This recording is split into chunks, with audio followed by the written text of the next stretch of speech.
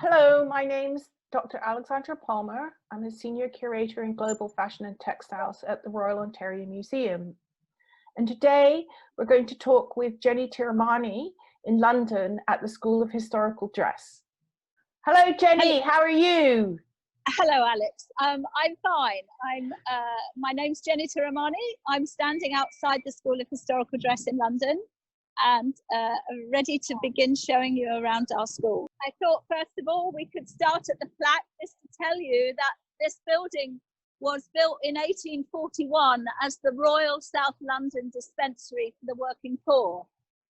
It was a charity from the moment it was built until we bought it. And of course, we are an educational charity, so we've continued that tradition. Our book room is the original pharmacy where the working poor of South London originally would come here to get medicine, and there was always an apothecary on site to help people. We dispense fashion books, yes, and at the moment we just sell the books that we produce ourselves. So these are all from our own imprint. So, and this is the hatch. Look, I just want to show you the hatch because this is specially historically preserved. We aren't allowed to touch it, and it's where the public would come to get their medicines. Okay, Jenny, let's go into your dispensary, your beautiful white room. Well, this is principally our teaching room. We're still obviously on the ground floor, which means that, and we have a disabled loo at the other end of the bookshop. So we can have students in here who are disabled. That's really good. And this is a big, almost round room, you know, has lots and lots of gorgeous south and east facing windows. But yes, there would have been, I think, up to 150 people who would have waited in this room to see a surgeon, the dentist, or the apothecary, the chemist in the 19th century. It's amazing. Yes. So now, who frequents this room, and how many students do you Okay, get? so we can happily accommodate 8 students in here. We can take up to 12, but the idea of our school is to do classes with very small class numbers so that we can really focus on each student. It's very special what you do, because it's not just you have a whole team of people who work here. Indeed. So essentially there are 4 of us who take a lot of the classes, and we all met at Shakespeare's Globe. So when I first went as a theatre designer to work on shows that explored what Shakespeare's actors originally wore, we met there. Over the course of 10 years we worked together there, and my colleagues Luca Costigliolo, who comes over from Italy, Melanie Braun from Germany, Claire Thornton and I live in London. The 4 of us are the principal teachers, but we all specialise in different subjects. So Jenny, we all know that samplers in fact were exactly that, 2 exemplars. And you teach a course on stitchery and really detailed things. So can we see what you've got here? Yes, what I've put out is the 1897 book called Needlework for Student Teachers. And these were produced every year to help sewing teachers teach, obviously, at the end of the 19th century and the beginning of the 20th. But this is seamstress work. This is not tailoring.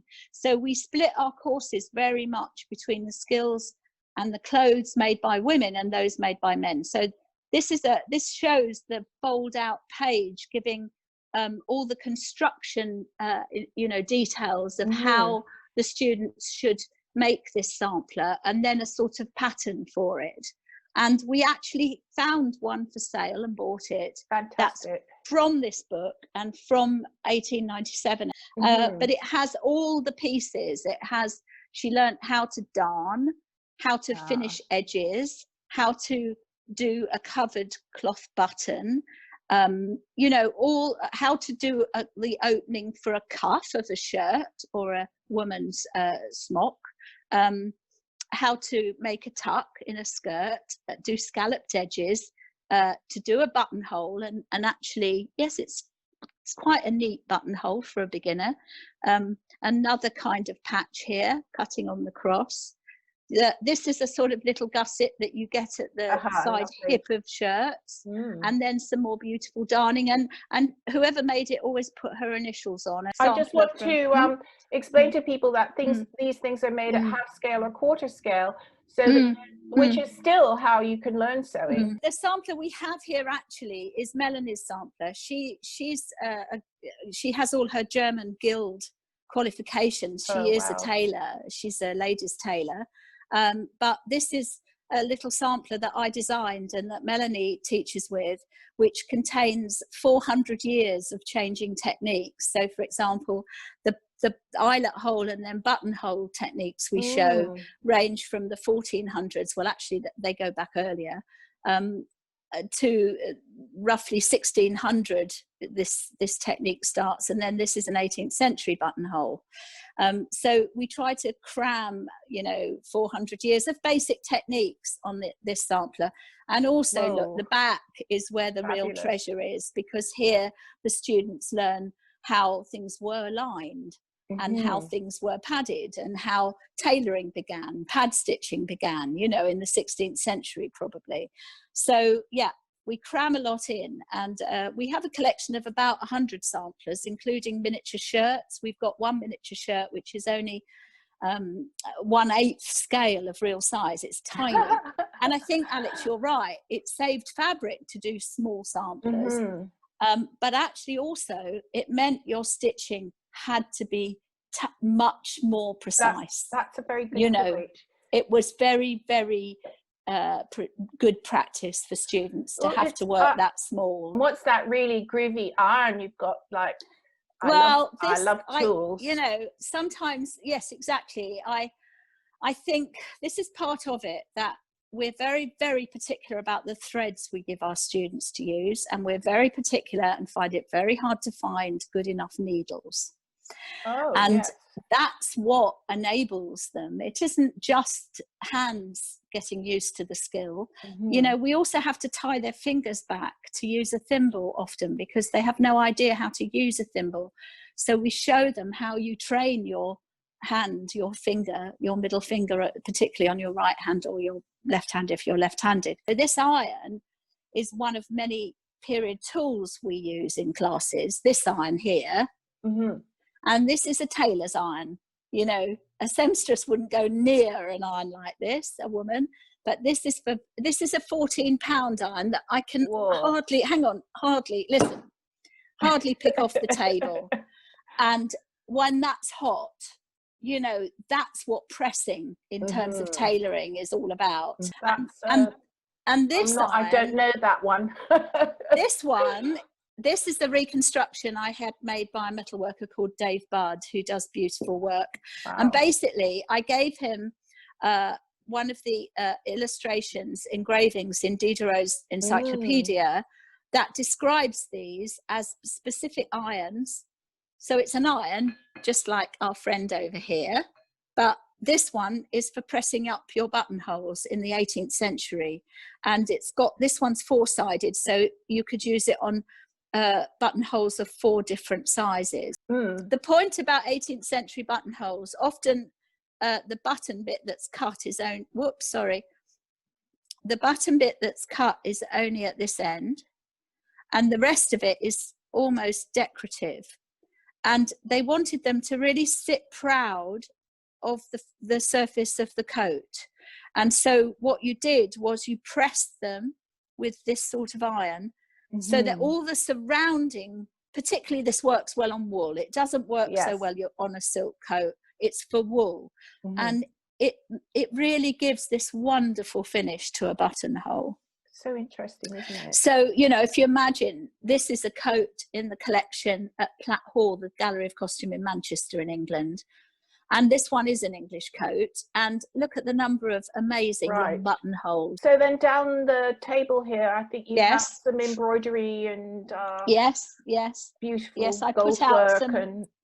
These pieces are used by Claire Thornton, who is the member of our team, whose work, her decorative work, her dressmaking and her decorative work is just superb. So, the first morning of a 2-day course, Claire gets out some of our best pieces of Renaissance dress decorations. And this piece, I'm going to just try to show you it a little bit closer. Is this probably, look at that. Is this How, ecclesiastical or? This one is. So look, you can see this is a neckline.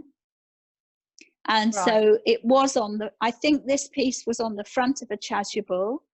And actually look at the wear pattern. This is the place where a priest would hold the chalice for communion. You know, the drawing of these motifs is stunning, I think.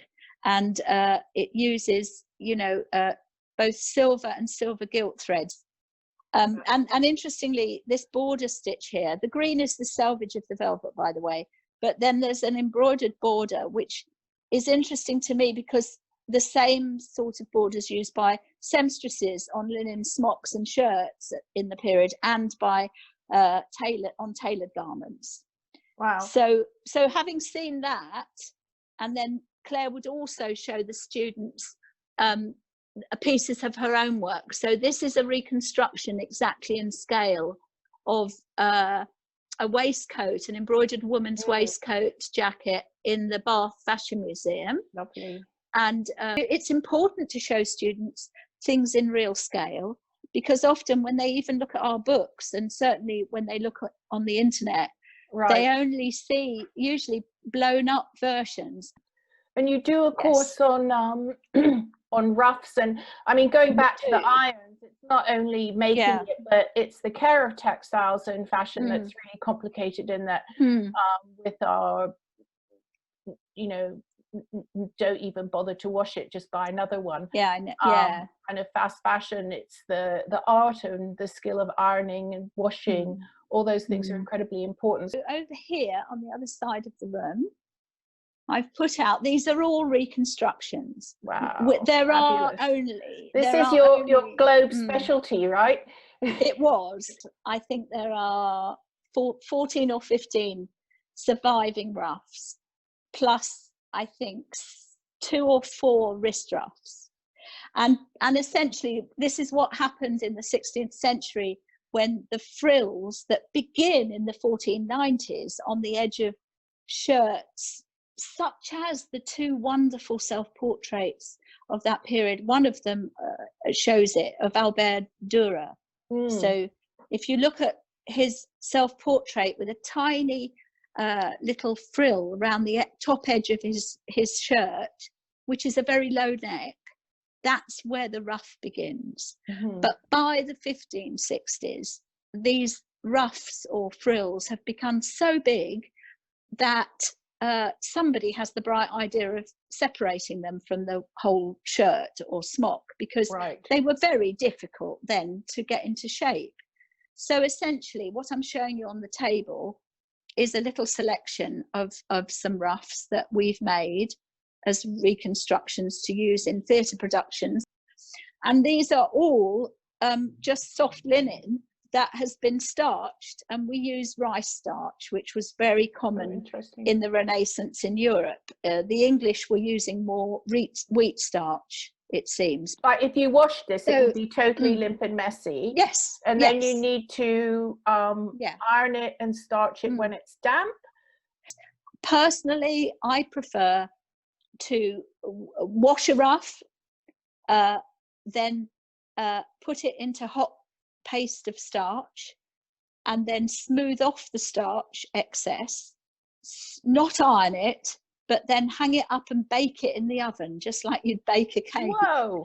And you have to hang them. And there's actually a wonderful period image of monkeys doing all these things in a big room with a fireplace. And you know, you can see that I think 2 of the monkey women are holding up the ruffs over an open fire to warm them, heat them. So hot baking seals in the starch really well. So then they're dry, and then you have to dampen them again to then get them into shape. I'm just moving here to pick up an iron. And then we have, these are all, I've only brought up a couple, but this is a reconstruction of a period tool. And, you know, that can be red hot, but it mustn't be so hot that it scorches the ruff, obviously. and then you just patiently insert it into the shapes you want. I mean, they use different sorts of iron. We do a certain amount of flat ironing. You have to iron the back and the front. Wow. It takes nearly a day to do a wrist ruff, Really? a set of wrist ruffs and a neck ruff. Yeah. But I just wanted to show you the back, because these ones are pinned onto wire rebatos at the moment, which was a kind of frame used to keep these very large ruffs in position round your neck. This one is a woman's one, as are these two little ones at the front.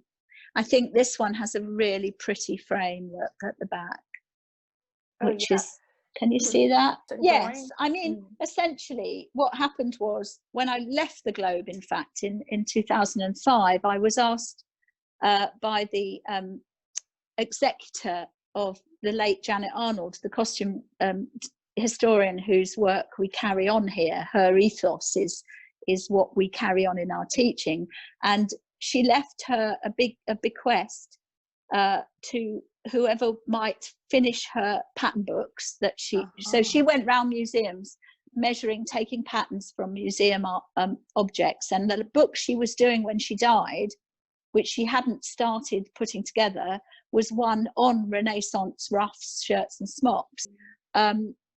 We hardly ever reach the standards that they did. This is very similar to ones you see being worn by Queen Elizabeth I. Absolutely. And just imagine, you have to press that without scorching it. There were many opportunities for a laundress to ruin an object that cost the same as a house.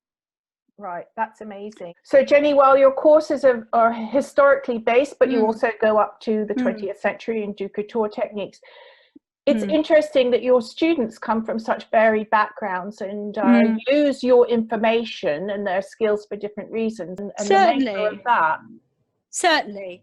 So what I've put on these two mannequins in the foreground are two dresses from the collections of a fashion designer historian called Nabil Nayal, who came to do several of our classes. He did a class on rough making and starching and setting with me, and he did another course with Luca on menswear. Yes, let's go to the brew dress first, because this is from his current collection.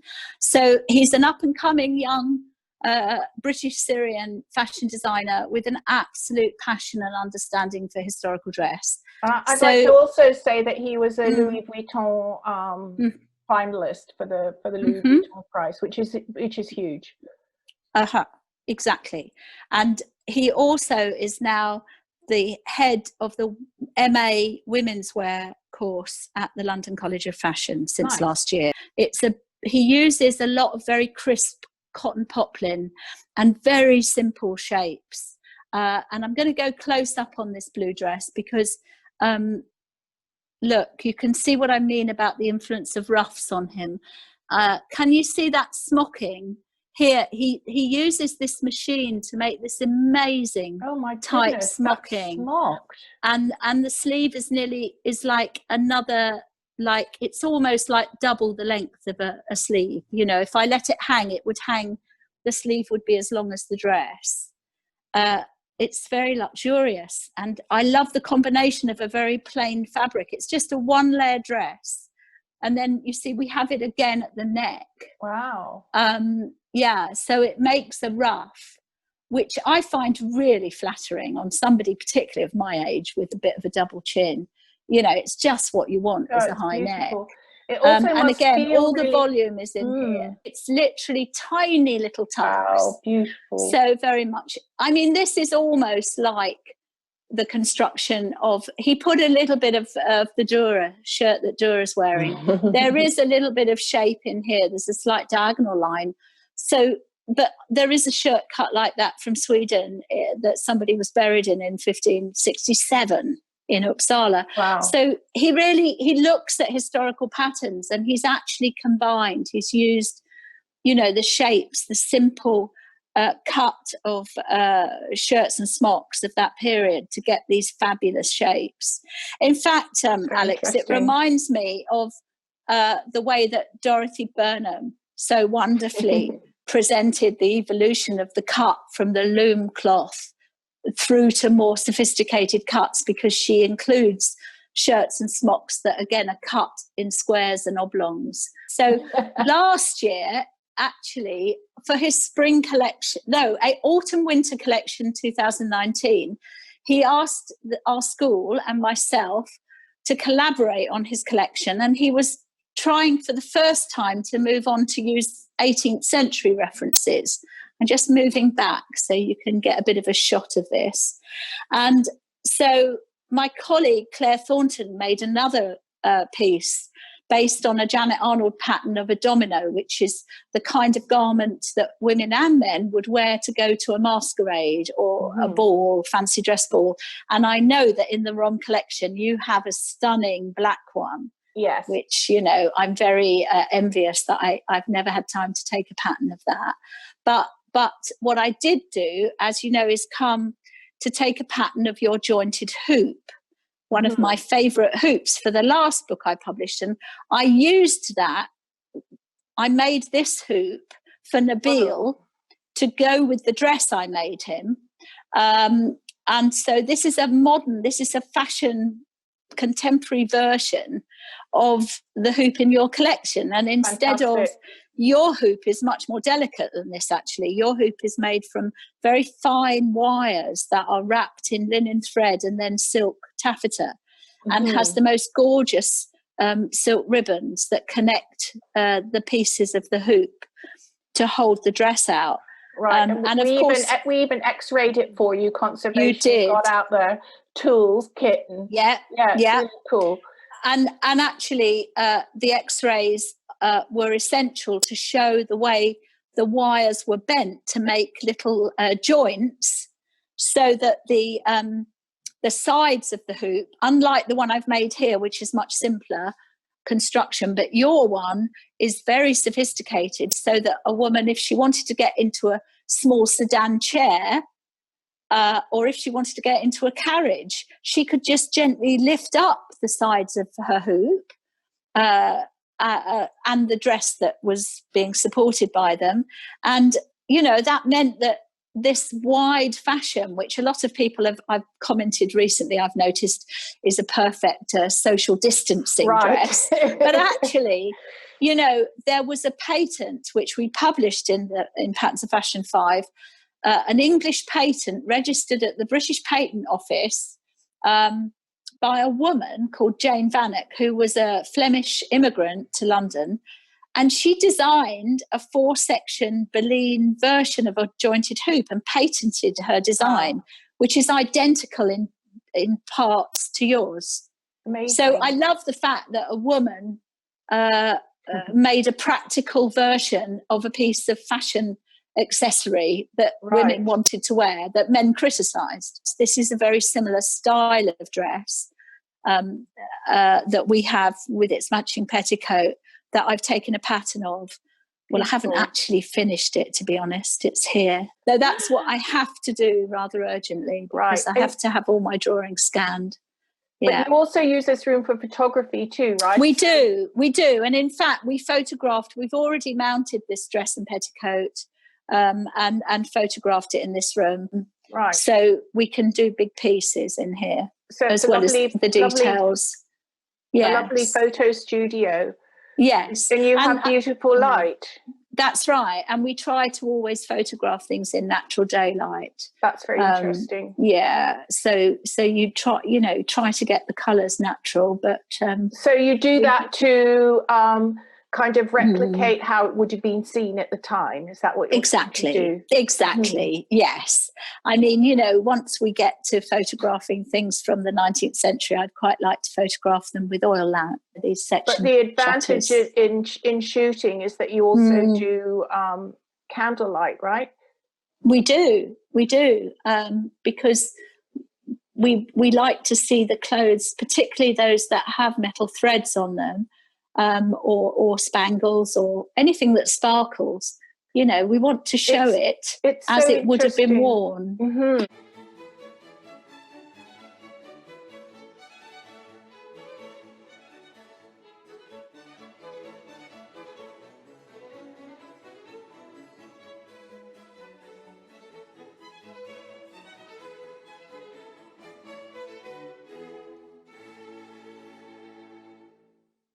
So we've come upstairs now. We're on the first floor of the school, and I'm just walking into our school library. Here we go. And this is the floor where I also have an office.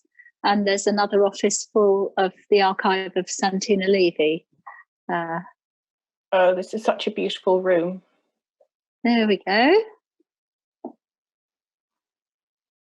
So over here, we have, this is mainly the personal library of the late Janet Arnold, who's the person whose work we are both finishing and continuing. She ended up working in Italy and being invited to look at the Medici grave garments, and that display is indebted to her.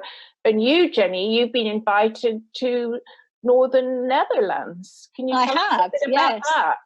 Yes. Well, I think, as you know, Alex, you do one project and that leads that strikes a chord with people somewhere else, and you get asked to do another project because of the last one, and things kind of follow on in a very natural, healthy way. So basically, I had finished Janet's books on 16th century linenware, and then I'd been at the Globe doing Elizabethan and Jacobean clothes, and then my three colleagues, Melanie, Claire and Luca, and I proposed a pattern book series to the V&A Museum in London, and we then produced 3 pattern books of their 17th century collection.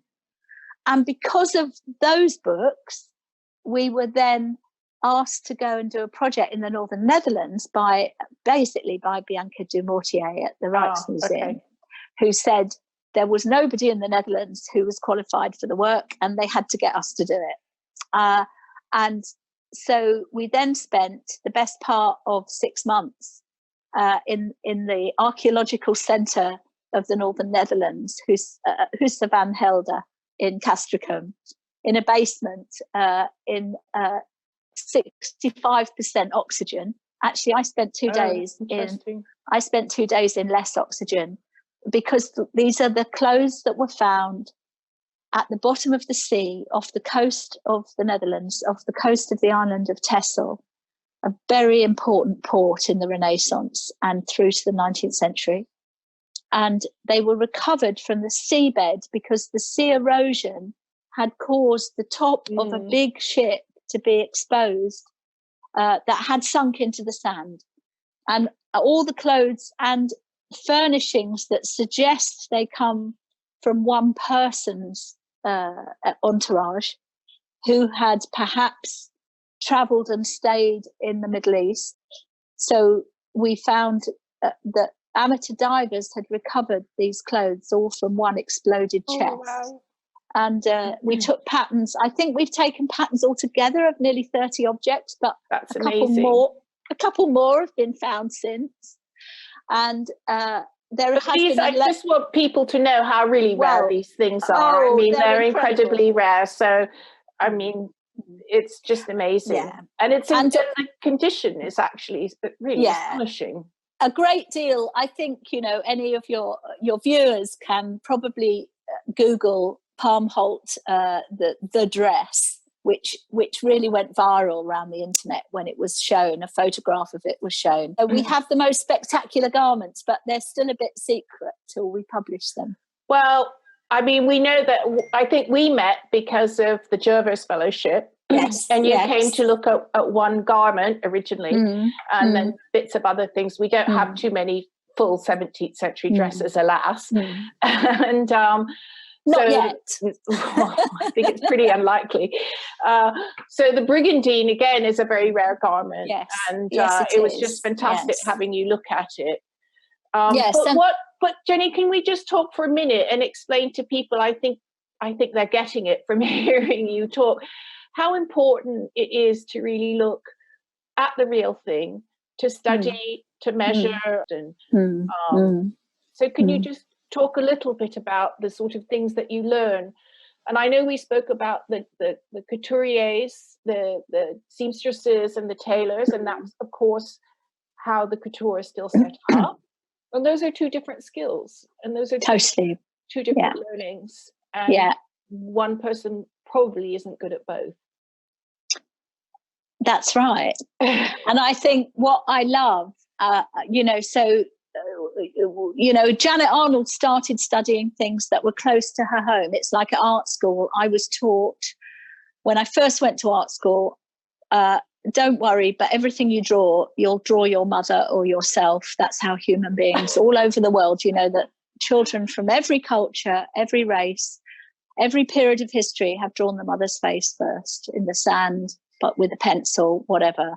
It's a human instinct. I really only feel, actually, Alex, that I've understood any period of history, the dress of any period of history properly, when I've taken a pattern of a garment from that period. I have to say that I don't have the same relationship with other periods that I'd like to. And why is that? Because that it's to do with the fact that clothes tell you stories. You learn more the more you look. There's no question.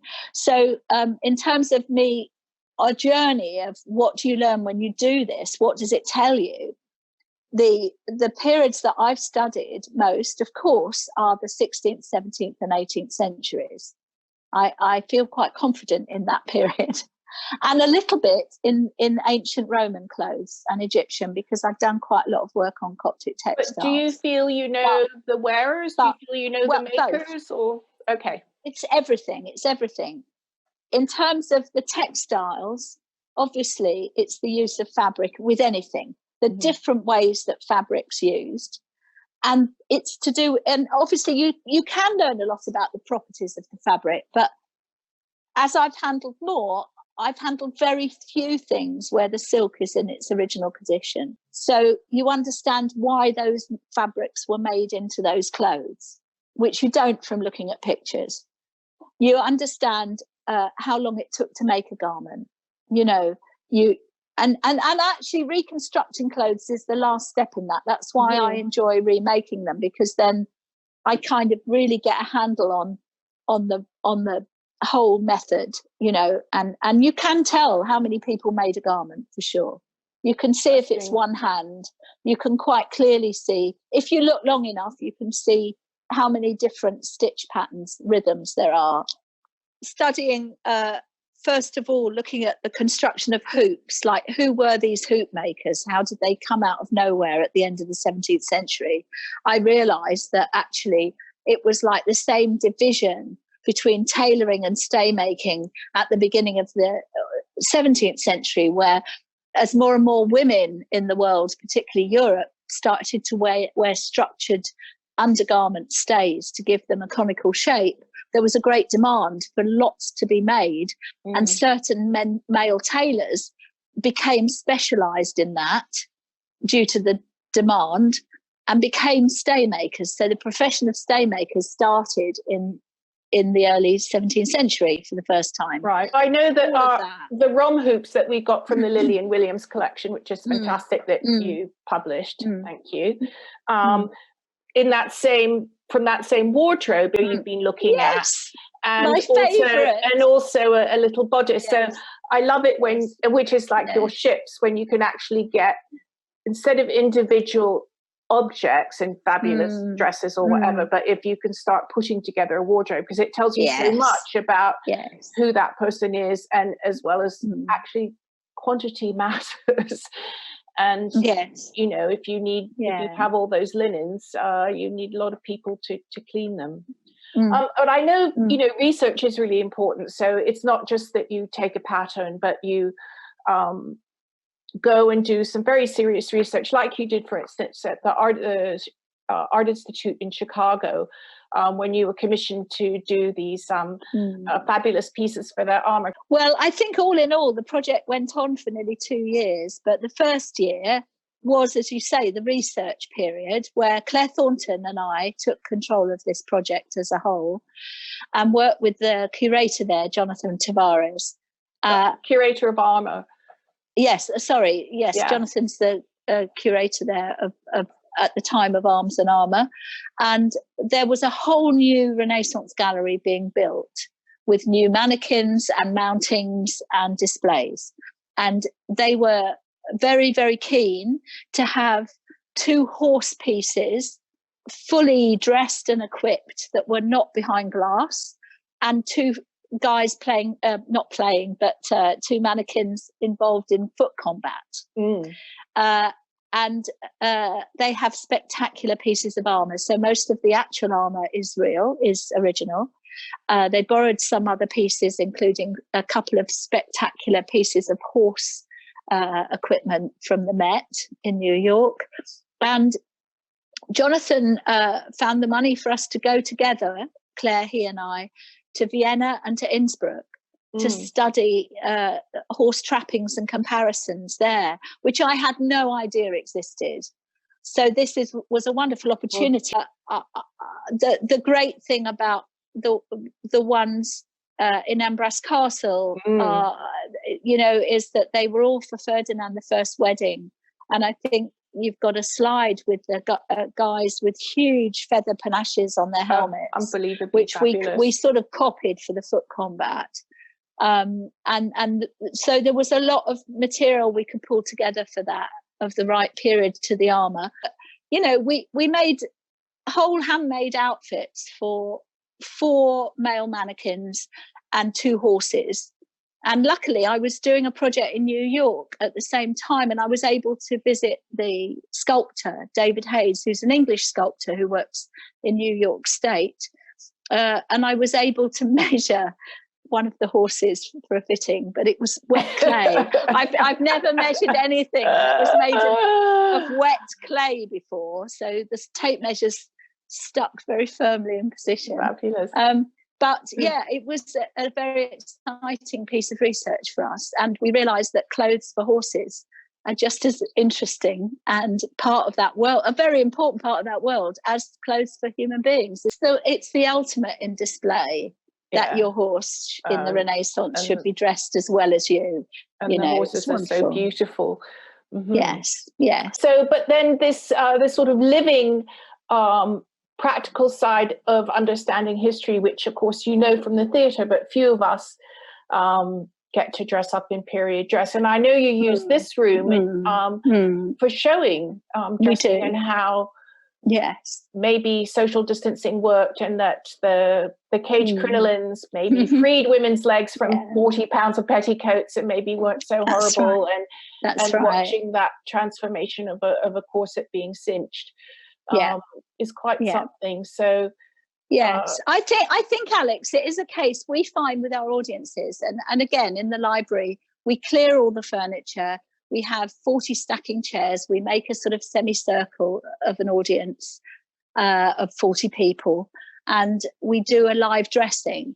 And we let them ask questions, and the models always can talk about how they feel in the clothes. And I think it is that thing that seeing is believing. Seeing is believing. So.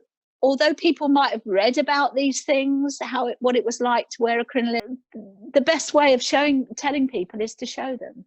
And that's why I love doing dressings and reconstructions, is that it shows people some version. It's always a version of reality. It's never the real thing. Actors talk about how the character comes alive when they're in period dress, or how they change it and stuff. But it is, fashion matters because we all have worn it. It's clearly been a huge economic driver. And, these remnants and these sort of traces that you have managed to record for us in your books, and hopefully in the book that we're working on 3 chintz spanions now. It's so interesting. All you can do is kind of add to what you hope is the record as best as you can, and people learn from it. And your school is really exceptional, and we know that it's unique, and it's unique because of all your skills and close looking and really imagination and incredible interest and passion for excavating our past in interesting ways that are really touching and that are very personal. So that the people who made the clothes and the people who wore them have come alive. And I'd like to thank you very much indeed, Jenny, And I can't wait to come post-COVID.